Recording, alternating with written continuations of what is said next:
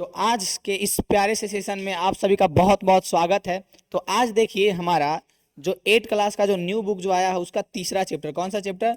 तीसरा chapter, chapter number 3 में, chapter number 3 में 2 कॉन्सेप्ट बताएंगे।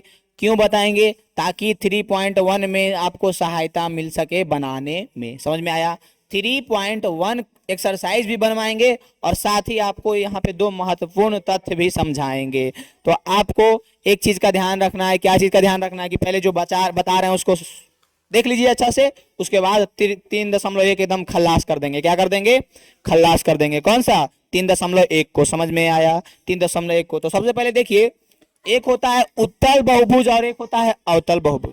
सबसे पहले बताइए कि उत्तल और अवतल जो है ने, इसी का मतलब आपको समझना है। और उत्तल और अवतल का मतलब समझ जाइएगा तो आगे आपको बहुत आसानी होगा। कोची में आसानी होगा? जब आप 10th में पढ़िएगा, 9th 10th में पढ़िएगा तो आपको फिजिक्स में पढ़ना रहेगा उत्तल दर्पण, अवतल दर्पण, उत्तल लेंस, अवतल लेंस। और अभी से ही, और पता है उस टाइम पता है सबको बहुत कंफ्यूजन होता है उत्तल क्या होता है, मतलब उत्तल अवतल में। लेकिन अभी से ही हम आपको उत्तल अवतल बता देंगे अच्छा से, तब बहुत आसानी हो जाएगा। समझ में आया कि नहीं? तो समझ में आ जाए तो लाइक कर दीजिएगा, हमारे चैनल को सब्सक्राइब कर दीजिएगा और थोड़ा सा शेयर भी कर दीजिएगा।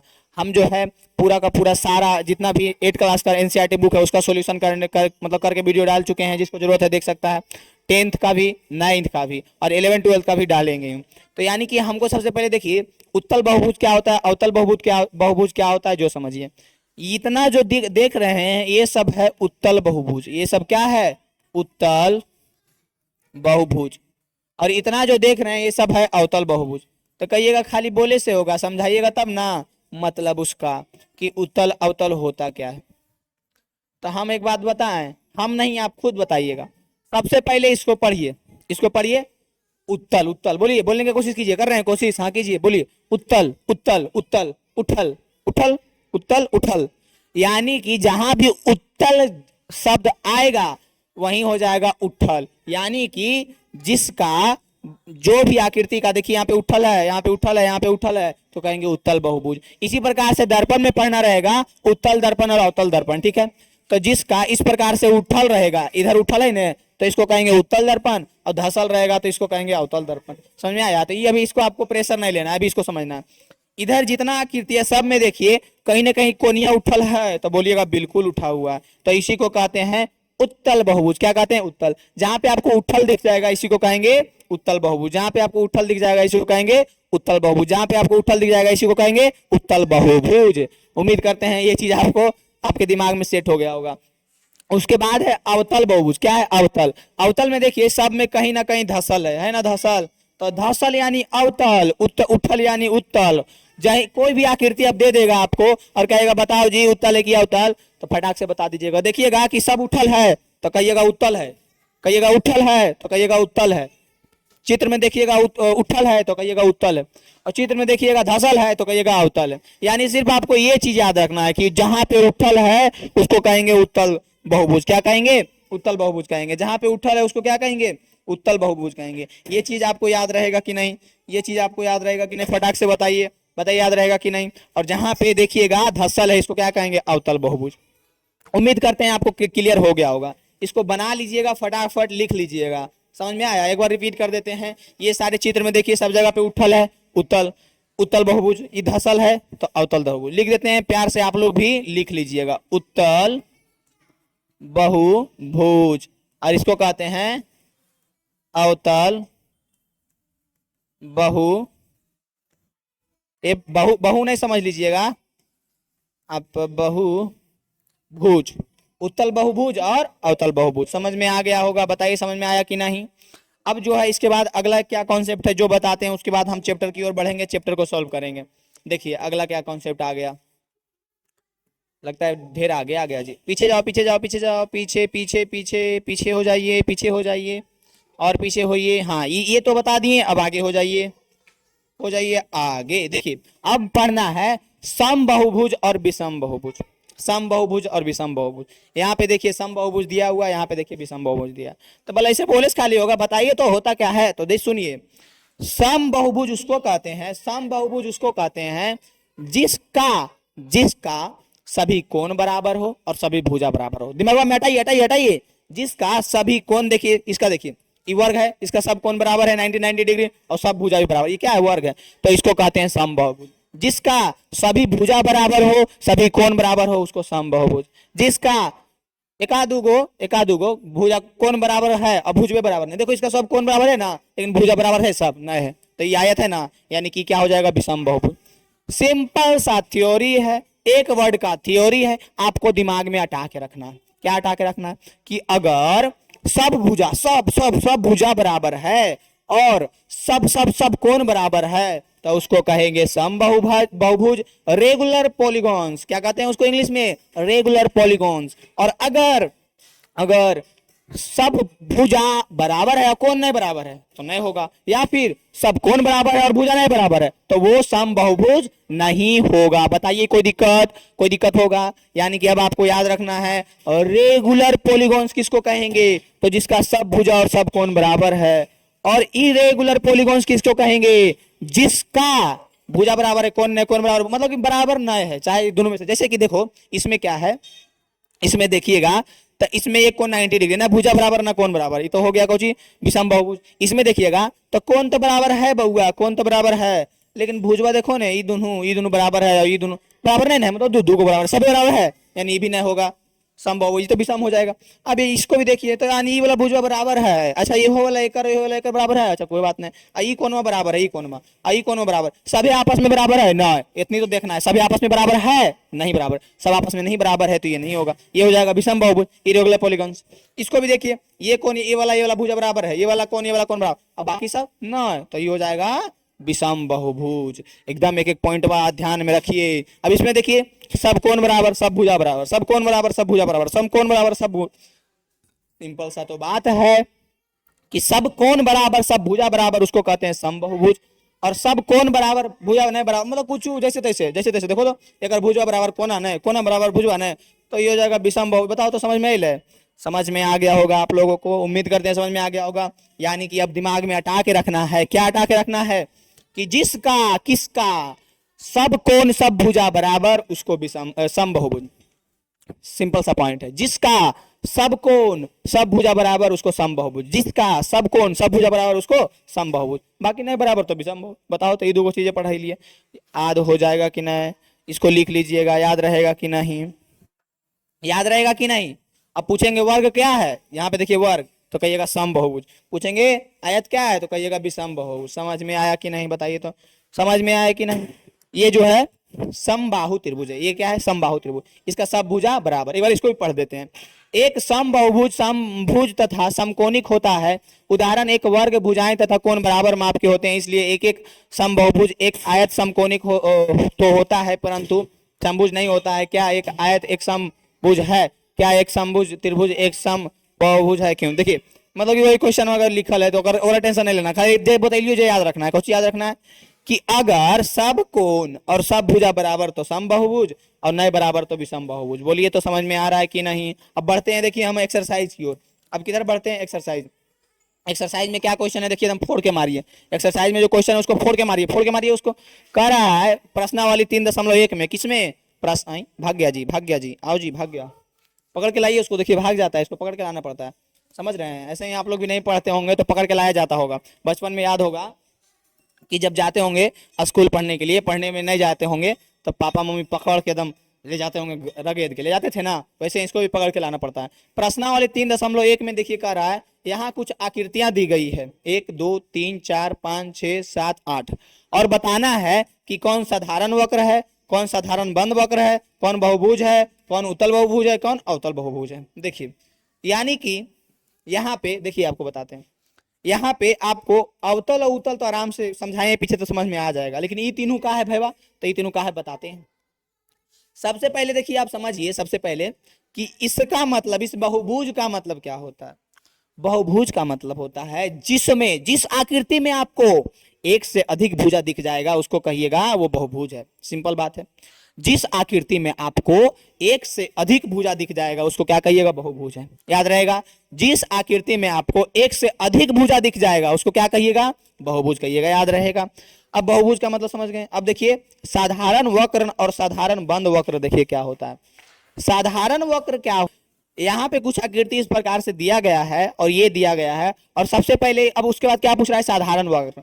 तो साधारण वक्र आप ये समझिए, साधारण वक्र उसको कहेंगे जो स्वयं को नहीं काटेगा, जो स्वयं को नहीं काटेगा। मतलब कि जैसे कि कुछ आकृति हम बनाए हैं, अब बताइए ये स्वयं को कहीं पे काट रहा है, काटने का मतलब ऐसे काट के चल जाता है, बताओ तो ये टच कर रहा है, खाली टच करना और काटना में बड़ी अंतर है ना, अंतर। तो वही है कि अगर कहीं पे नहीं कट कर रहा है तो उसी को कहते हैं साधारण वक्र, उसी को क्या कहते हैं, साधारण वक्र। तो यहाँ पे आप देखिएगा जब ध्यान से, तो ये स्वयं को कहीं नहीं ना कट कर रहा है, यानी पहला जो इसमें खाली आंसर लिख देते हैं साधारण वक्र, पहला हो जाएगा, पहला हो जाएगा साधारण वक्र। ये देखिए तो स्वयं को कहीं कट कर रहा है, नहीं कर रहा है, तो ये भी हो जाएगा साधारण वक्र। ये देखिए तो, देखिए इसमें एक गो में डबल है तो ये भी साधारण वक्र नहीं होगा। देखिए साधारण वक्र है, एक ही में एक और है, लेकिन इसको देखिएगा ये भी नहीं है, क्यों, क्योंकि देखिए कट कर रहा है, अपने लेनिया ऐसे ऐसे गया, ऐसे ऐसे काट दिया कि नहीं, बताइए तो ये भी काट दिया, तो ये भी साधारण वक्र नहीं है, यानी अभी पहला और दूसरा मिला। अब पांचवा देखिए, पांचवा भी कहीं पे खुद को कट कर रहा है, बेचारा ऐसे ऐसे जरूर हो गया है लेकिन कहीं पे कट नहीं कर रहा है, यानी हमारा पांचवा भी हो जाएगा साधारण वक्र। कहाँ पे आंसर लिख दें, हाँ चलिए कोई बात नहीं। उसके बाद छठा देखिए, तो छठा भी स्वयं को कहीं पे नहीं कट कर रहा है, ये भी हो जाएगा साधारण वक्र।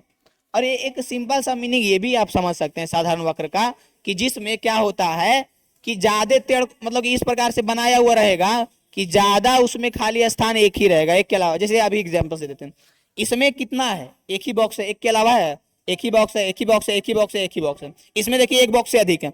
तो साधारण वक्र का इस प्रकार से आप भी समझ के रखिएगा कि जिसका किसका एक बॉक्स से अधिक वो साधारण वक्र नहीं होगा, और साधारण वक्र वो होगा जिसका एक ही बॉक्स रहेगा, एक ही बॉक्स, एक ही बॉक्स, एक ही बॉक्स नहीं है, एक ही बॉक्स, एक ही। यानी कि इसमें साधारण वक्र कौन कौन सा हो जाएगा, तो साधारण वक्र जिसका एक ही बॉक्स, क्या बोले, जिसका एक ही बॉक्स। तो देखिए किसका किसका है, यहाँ पे हम पहला का एक आंसर लिख देते हैं। साधारण वक्र कौन कौन है, तो पहला है, और कौन है, एक ही बॉक्स कौन है, दूसरा है, और तीसरा नहीं है, चौथा नहीं है, पांचवा है, और कौन है, छठा है, और सातवां है। अब देखिए आठवां देखिए तो एक ही बॉक्स है, तो बोलिएगा नहीं, तो साधारण वक्र नहीं है, इतना याद रहेगा। बताइए तो, यानी ए नंबर हो गया हमारा। अब बी नंबर में क्या कह रहा है, बी में कह रहा है कि साधारण ही चाहिए लेकिन बंद वक्र चाहिए, मतलब बंद होना चाहिए। तो बन रहा देखो ने, पाछू जो है हम साधारण वक्र, ये साधारण वक्र, ये साधारण वक्र, ये साधारण वक्र, ये साधारण वक्र, ये अब सबे बंद है कि ना, तो हाँ बंद तो है, है तो यही हो गया साधारण बंद वक्र। यानी कि बी का भी आंसर यही हो जाएगा, पहला, दूसरा, सॉरी पांचवा, छठा, सातवां, यही हो जाएगा हमारा बी का भी आंसर। समझ में आ रहा है, समझ में आ रहा है कि नहीं, बी का आंसर हो जाएगा कि नहीं, साधारण वक्र। अब बोल रहा है बहुभुज, क्या बोल रहा है, बहुभुज कैमा बना रहे हैं, अब बना रहे हैं सी नंबर, सी नंबर। अब बोल रहा है बहुभुज, क्या बोल रहा है, बहुभुज। तो देखिए ना बहुभुज कौन है, देखिए बहुभुज जिसका एक से अधिक भुजा हो, तो एक से अधिक भुजा किसका किसका है, देखिए तो इसका एक से अधिक भुजा, देखिए एक भुजा, दो भुजा, तीन चार पांच है ना, यानी पहला हो गया। इसका भी है एक दो तीन चार पांच है ना, इसका देखिए तो एक से अधिक भुजा, एक के गो ऐसे घूरल है। इसका देखिए तो ये तो बहुभुजे में नहीं आ रहा है, ऐसे घूरल है। इसका देखिए तो एक से एक के गो ऐसे घूरल है, ये हो एक के गो, आई भी देखिए एक गो, आई भी एक। यानी कि इसमें बहुभुज सिर्फ पहला और दूसरा है, बहुभुज सिर्फ कौन है, पहला और दूसरा है, यानी बहुभुज का आंसर क्या हो जाएगा, पहला और दूसरा। याद रहेगा कि नहीं, जो बोलिए याद रहेगा कि नहीं। उसके बाद है उत्तल बहुभुज, क्या है उत्तल बहुभुज, यानी उत्थल कौन कौन है, बताइए जल्दी, उत्थल कौन कौन है, देखिए तो ब्लर हो रहा है, बताइए तो उत्तल बहुभुज में उत्थल कौन कौन है, बताइए जल्दी, जल्दी बताइएगा कि उत्थल कौन कौन है। देखिए तो जैसे कहेगा उत्थल, तो उत्थल कौन कौन है, तो इसको उत्थल नहीं कहेंगे, ये उत्थल नहीं है, काहे कि बहुभुजे नहीं है। जैसे कह रहा है उत्तल बहुभुज, ये बहुभुजे नहीं है, ये भी बहुभुजे नहीं है, ये भी बहुभुजे नहीं है, ये भी नहीं है, ये भी नहीं है, ये भी नहीं है, ये भी नहीं है, अब ये भी नहीं है। अब देखिए ये तो है एक बहुभुज, लेकिन ये धसल है, तो ये तो उत्थल नहीं होगा।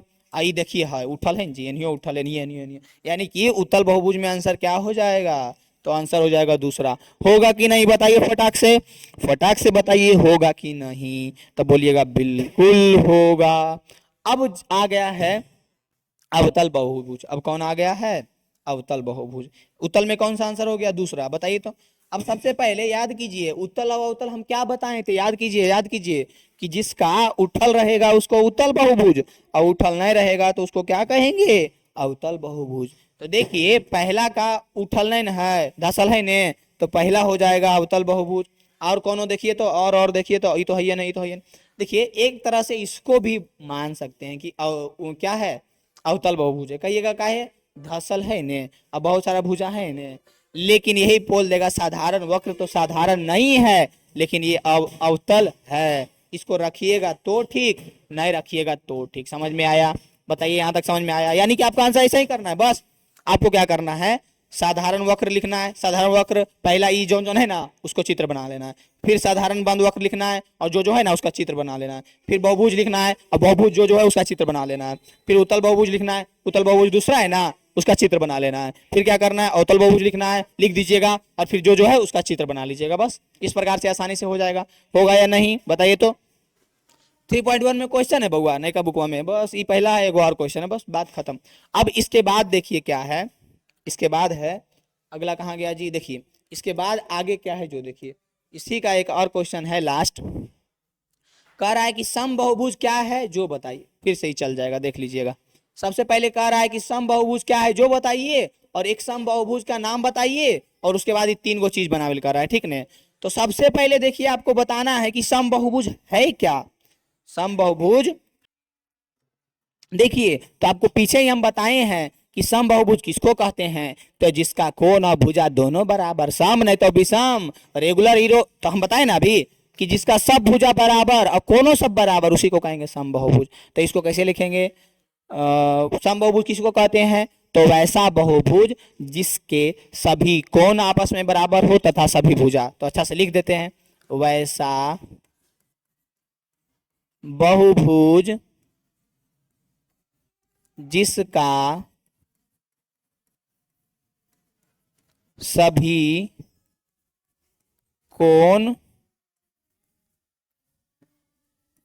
बराबर हो तथा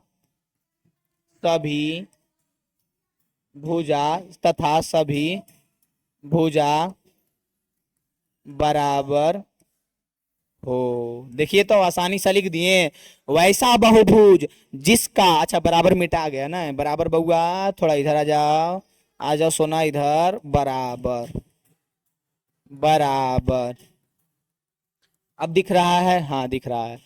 तो लिखेंगे वैसा बहुभुज जिसका सभी कोण, को लिख दिया बउआ, बताओ तो को लिख दिया, कोण सभी कोण बराबर हो और साथ ही में सभी भुजा बराबर हो, उसी को समबहुभुज कहेंगे। ये हो गया इसका आंसर। फिर कह रहा है कि एक समबहुभुज का नाम बताओ। बताओ पीछे बताए थे एक समबहुभुज वर्ग, देखो वर्ग वर्ग हो जाएगा कैसे, एगो वर्ग बना लो और वर्ग में देखो सब 90 डिग्री होता है, सब कितना होता है 90 डिग्री होता है। अब भुजा भी सब क्या होता है, भुजा भी सब बराबर होता है।